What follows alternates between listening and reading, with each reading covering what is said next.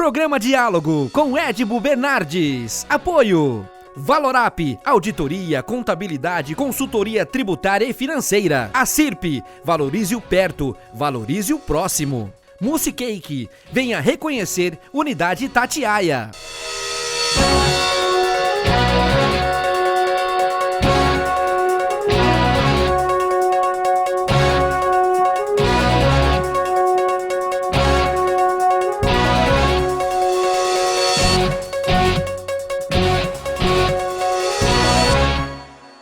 Olá, estamos iniciando mais um diálogo essa semana e recebendo uma figura extremamente carinhosa, que é a psicóloga, psicopedagoga, neuropsicóloga clínica, Luciana Garcia Lima. Luciana, muito obrigado por falar conosco aqui da região de Ribeirão.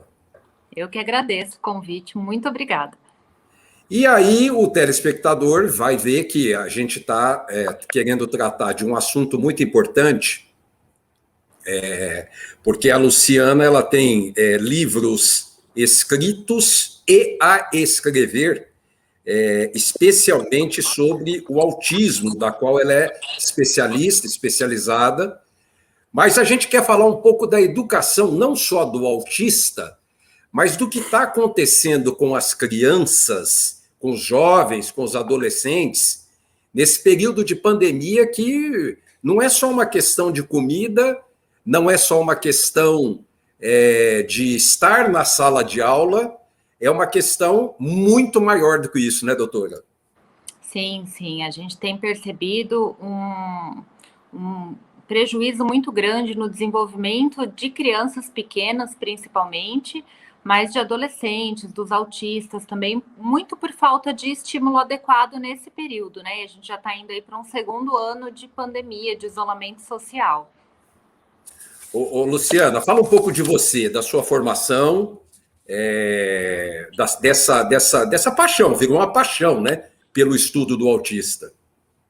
Sim, eu sou graduada em psicologia e sempre gostei muito da educação, né? A educação sempre me encantou muito desde pequena. Então, eu fiz psicopedagogia e depois eu fui fazer especialização também em neuropsicologia, para entender como é que é o funcionamento do cérebro, né? Para entender como é que esse aluno aprende. E no meio do caminho aí, eu tenho uma clínica e começaram a aparecer crianças autistas e realmente é um trabalho que apaixona, né? É um desafio muito grande o desenvolvimento dessas crianças e a gente gosta de um desafio, né?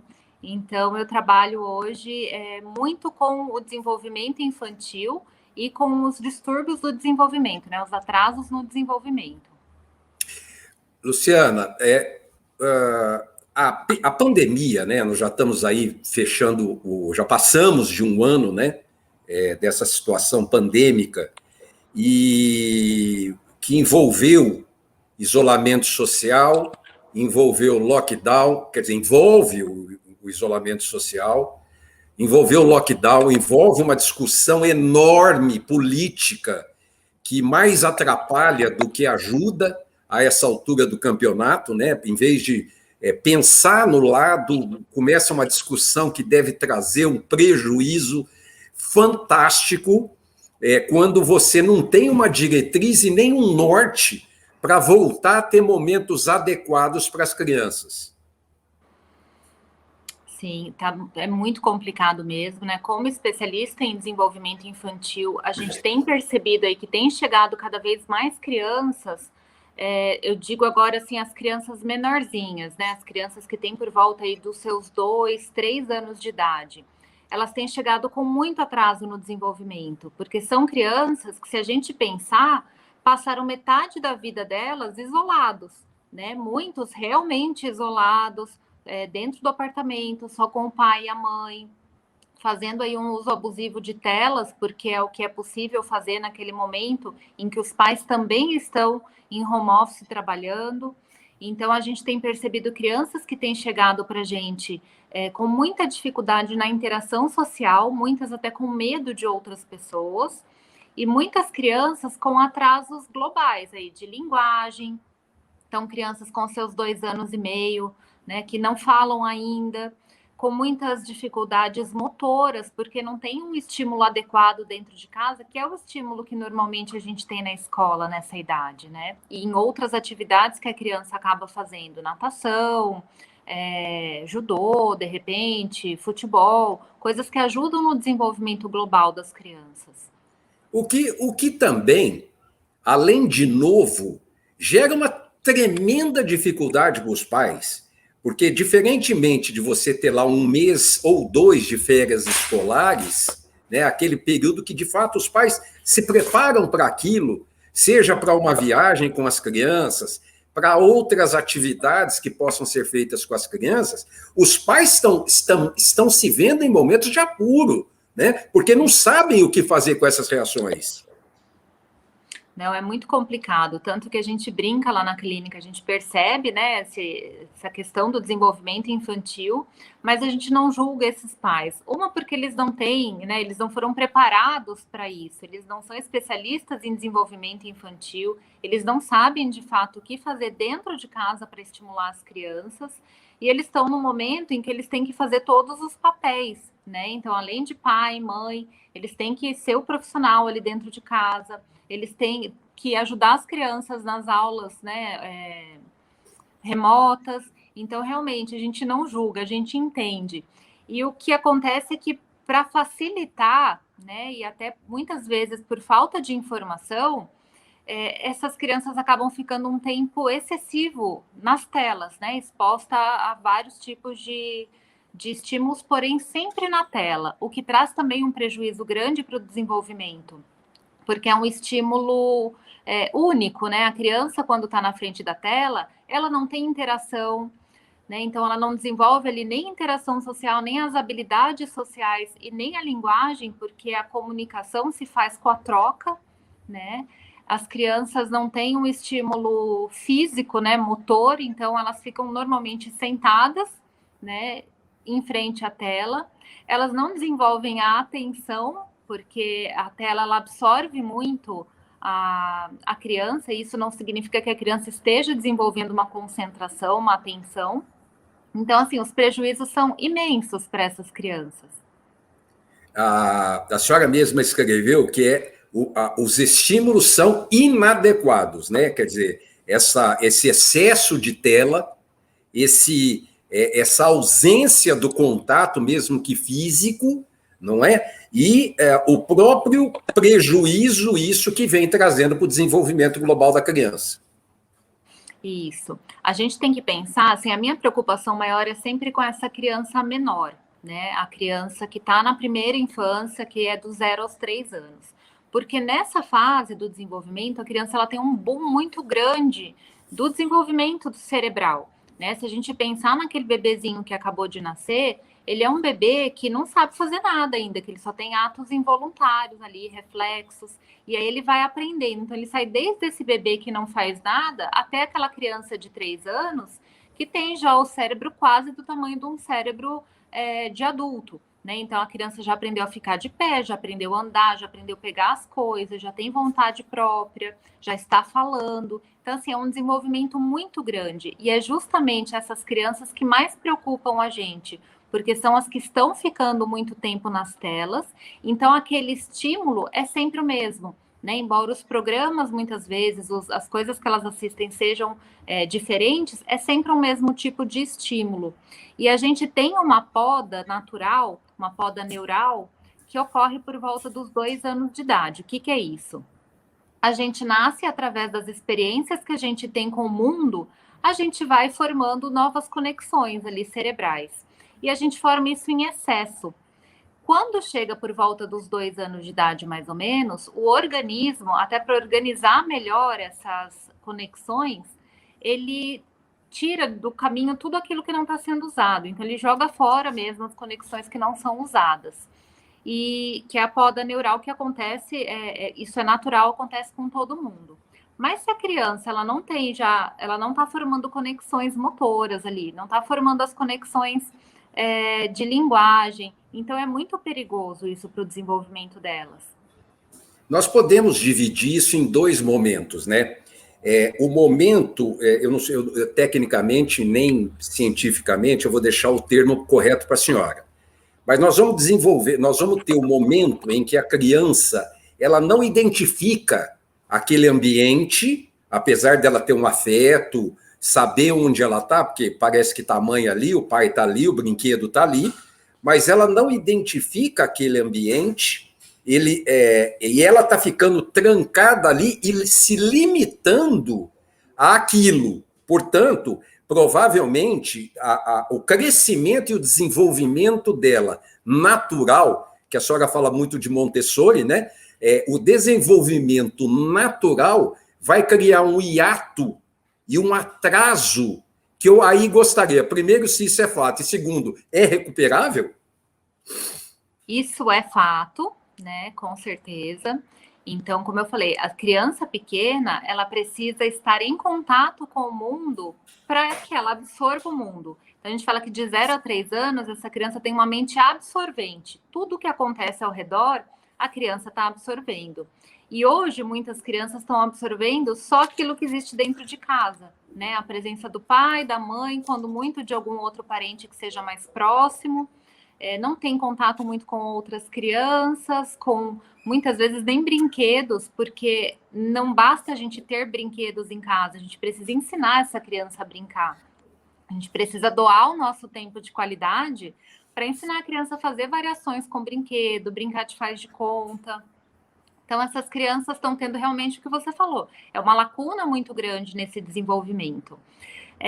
Parte disso é recuperável, sim, né? Porque se a gente pensar que o nosso cérebro ele é plástico e isso acompanha a gente pela vida toda, embora seja muito mais forte durante a infância, né? A gente tenha mais plasticidade cerebral durante a infância.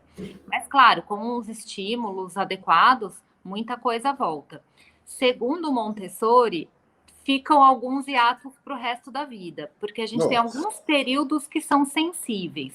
Então, por exemplo, a gente tem um desenvolvimento biológico que é da nossa espécie, então vai se desenvolver de qualquer forma. É o que a gente fala, o desenvolvimento fisiológico não está tendo tanto prejuízo nesse momento. A questão é o desenvolvimento psíquico, que só vai acontecer em contato com as coisas, com as experiências, né?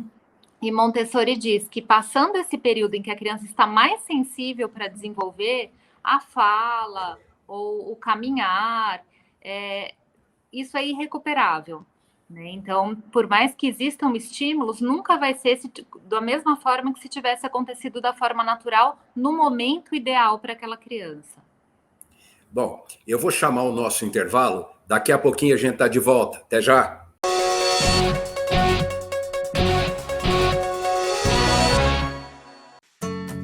Hoje eu quero aquela brusqueta de pepperoni. Eu não vejo a hora de provar o confit de pato. Ou será que peço o risoto de carne seca, hein? E eu mereço brownie de sobremesa. Eu vou pedir a torta de chocolate com geleia de damasco. Nossa, a gente nem chegou e já tá pensando na sobremesa. O mousse cake da Itatiaia agora é My Mousse Cake. O mousse cake que você sempre amou, com tudo que você sempre pediu.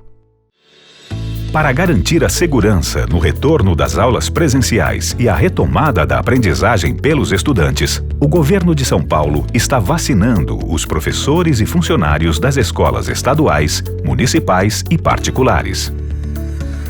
A vacinação já começou para os professores e funcionários da educação básica com mais de 47 anos. Faça já o seu pré-cadastro. Governo de São Paulo. Estado de respeito. Valorize o perto, valorize o próximo. Nós, empresários e comerciantes, nos reinventamos, nos desdobramos, juntamos força e criatividade para permanecer perto em um momento tão importante. Valorize aqueles que continuam ao seu lado, servindo, garantindo que você sempre esteja abastecido de cuidado e carinho em momentos como este. Valorize o comércio local. Ele depende de você. Realização: Associação Comercial e Industrial de Ribeirão Preto. Trabalhando para que todos possamos superar esses momentos difíceis. Voltamos a apresentar Diálogo, Apoio, Valorap, Acirp, Mousse Cake. Estamos de volta com o segundo bloco do programa, recebendo a doutora Luciana Garcia Lima, psicóloga, psicopedagoga, neuropsicóloga clínica, e a gente está falando aí das perdas da educação, muito mais do que tem dito aí, que a preocupação, a gente vê das pessoas ligadas à educação, é botar as escolas para funcionar por reclamação de pai, por reclamação disso, por reclamação de aquilo, e muito pouco se fala, ou quase nada, do conteúdo dessa perda, e é isso que a doutora Luciana vem abordando com a gente nesse programa. Doutora, a senhora fala um pouco sobre comportamentos autísticos que algumas crianças podem adquirir, né, que são repetitivos enfim. Porém, isso não significa, ou pode significar, que a criança é ou virá a ser autista. A gente tem, eu vou falar um pouquinho das características do autismo para que a gente consiga entender melhor. Então, hoje, um diagnóstico de autismo, ele é feito seguindo duas características principais aí, que são alterações de linguagem, né? Então, muitas vezes, o atraso na fala, a dificuldade na interação social, né? Então, essa comunicação social em atraso ou ineficiente. E a gente tem uma segunda característica que são os comportamentos. Então, é aquela rigidez de comportamento. Pessoas que têm mais dificuldade em sair da rotina, têm mais dificuldade em aceitar coisas novas. E pode acontecer de terem comportamentos repetitivos, no sentido de enfileirar as coisas, empilhar os brinquedos, não brincar adequadamente com o carrinho, por exemplo, mas virar de ponta cabeça e rodar só a rodinha. Então, são as duas características aí que definem o autismo, as alterações de linguagem e de comportamento. Hoje, por conta dessa falta de estimulação adequada e muito tempo nas telas, a gente tem recebido crianças novinhas, né, em torno de 2 a 3 anos, com essas características. E a nossa grande questão é, será que essas crianças, elas têm de fato um diagnóstico de autismo, ou elas têm um atraso no desenvolvimento causados pelo isolamento social da pandemia? Porque, como eu falei, como elas estão muito tempo nas telas e elas não têm a estimulação adequada, os atrasos que acontecem são muito parecidos com o que a gente encontra no autismo, que é o atraso na fala e as alterações no comportamento. Bom, os números que envolvem isso normalmente chegam para a gente de uma maneira muito passional, porque a gente vive uma disputa política no país e o lado de cá puxa para um número, o lado de cá puxa para outro número, e eu repito, essa nossa conversa é interessantíssima, porque nós não estamos falando diante de uma situação passional, e sim de uma situação científica e técnica. Mas um grupo de brasileiros, de pediatras, do Ciência pela Escola, e a Unicef, dados diversos alarmantes, mas aquele que já pula aos olhos, né? 5,5 milhões de brasileiros não tiveram nenhum acesso, a atividades escolares do ano passado por falta de recurso. Sem comentários. É muito difícil. Se para a população que a gente atende, né, que é uma população ali de classe média, já está muito difícil ter esse acesso, ter esses recursos. Os professores e as escolas foram pegos muito de surpresa, então eles não estão preparados para dar aulas online, né, principalmente há um ano atrás. Eu fico imaginando essas crianças que, de fato, não têm nenhum recurso, né? Vamos dar aula online, mas essas crianças não têm computador, elas não têm internet, né? Então, muitas delas estão sem estímulo nenhum. Tem o estímulo, né, dessas crianças, de repente, mais social, até porque são crianças que têm, que ficam mais na rua, que ficam ali na rua de casa mesmo, que têm contato com os vizinhos. Então, assim, tem um ganho por um lado, mas elas estão perdendo muito cognitivamente, né? E são crianças que a gente sabe que já existe uma diferença ali nos resultados da educação, né? Em relação à alfabetização. Então, me preocupa muito. O que a gente vai encontrar depois que tudo isso terminar, sabe? Depois da pandemia, a gente vai precisar de muitos recursos, de muitos profissionais que saibam lidar com a educação, né, que saibam lidar com a aprendizagem, para tentar dar conta dessas lacunas que virão, né? Que com certeza virão. Porque isso mostra, né, doutora, porque é muito... A gente sabe da fragilidade do país, a gente sabe, se fala em terceiro mundo, a gente ouve falar isso, e muitas vezes a gente não entende, a gente acha, ó, terceiro mundo, tá, e o que é terceiro mundo? Diante de uma situação dessa, isso vem muito à tona, como nós não estamos preparados para tantas coisas, apesar da gente ter um SUS aí maravilhoso no país, que deu um suporte extraordinário, está dando um suporte extraordinário para a pandemia, mas como nós somos despreparados na parte da educação, né? A senhora está falando na aula online, nós estamos falando na falta de capacidade econômica das famílias em poder ter uma internet adequada para poder receber isso, e vai culminar num ponto que eu fico... Aí é onde a gente sempre cai, que é na falta de vontade política em se dedicar a isso e se explorar isso. Aonde não há um esforço, a gente não vê esse esforço por parte das autoridades para buscar esse equilíbrio e tentar minimizar uma situação como essa. Nós vamos sair disso, se Deus quiser, e não vamos aprender. Eu ainda tenho esperança, né? Eu acho que com a pandemia... Que bom! Tenho. Eu acho que com a pandemia, todo mundo foi obrigado a repensar um pouco, isso todos nós, né? A repensar muitas coisas da nossa vida. E quem sabe, né, com todo esse resultado que a gente vai ver aí na educação, quem sabe daí não parte uma mudança, né? Daí a gente não consiga novas metodologias, uma nova forma de trabalhar, um investimento maior em educação, porque, a meu ver, assim, um investimento grande em educação, ele resolve os outros problemas todos que a gente tem, né? Ele resolve muitas vezes o problema da saúde, ele resolve o problema da segurança, da economia. Eu acho que a base de tudo, né? Eu vou puxar a sardinha, lógico, mas eu acho que a base de tudo é a educação. E a gente tem... Desculpa. Eu fico muito feliz do seu otimismo, mas assim, eu sou meio destruído, porque quando eu vejo um governo central que não investe na ciência, corta todos os recursos da ciência, portanto, ele não acredita nem em saúde nem em educação, porque a ciência é basicamente saúde e educação. Quando esse governo não liga para a pesquisa e encerra o orçamento do IBGE, para não termos o nosso censo de 10 em 10 anos, que é lei no país, me desestimula. Eu fico muito feliz com o seu otimismo, mas eu fico desestimulado. Doutora, bom, a gente estava falando sobre o autismo, né? Quando a gente fala, especialmente das crianças diagnosticadas, né, com transtorno do espectro autista, o TEA, né, a dificuldade ainda é muito mais intensa, né? Porque